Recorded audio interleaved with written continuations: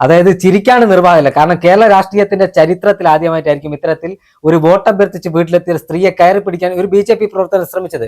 തിരുവനന്തപുരം BJPക്ക് വലിയ സ്വാധീനമുണ്ടെന്ന് പറയുന്ന മംഗലപുരം എന്ന് പറയുന്ന പ്രദേശം, മംഗലപുരം പഞ്ചായത്തിലാണ് ഇത്തരത്തിൽ ഒരു പരാതി ഉണ്ടായിരിക്കുന്നത്. സാധാരണ നമ്മുടെ വീടുകളിൽ ഇപ്പോൾ കോൺഗ്രസ് പ്രവർത്തകരായാലും CPM പ്രവർത്തകന്റേതായാലും BJPക്കാരൻ്റെതായാലും രാഷ്ട്രീയമില്ലാത്തവന്റെ വീട്ടിലായാലും ഒരു പഞ്ചായത്ത് വാർഡിൽ മത്സരിക്കുന്ന എല്ലാ സ്ഥാനാർത്ഥികളും അവരുടെ പ്രവർത്തകരും വോട്ട് അഭ്യർത്ഥിച്ച് പോകാറുണ്ട്.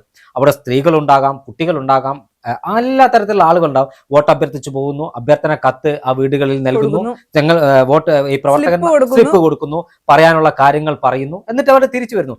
ഇത് ഒരു സ്ത്രീയെ അവിടെ കണ്ടപ്പോൾ അവരെ മറ്റൊരു കണ്ണുകൊണ്ട് നോക്കുന്ന BJP പ്രവർത്തകൻ എന്ത് സന്ദേശമാണ് BJP എന്ന് പറയുന്ന രാഷ്ട്രീയ പാർട്ടി ജനങ്ങൾക്ക് നൽകുന്നത് എന്ന ചോദ്യം പ്രസക്തമാവുകയാണ്. എന്ത് ന്യായീകരണമാണ് ഇനി പാർട്ടിയിലെ ഉന്നതന്മാർ പറയാൻ പോകുന്നത്? ഒരു ന്യായീകരണവുമില്ല.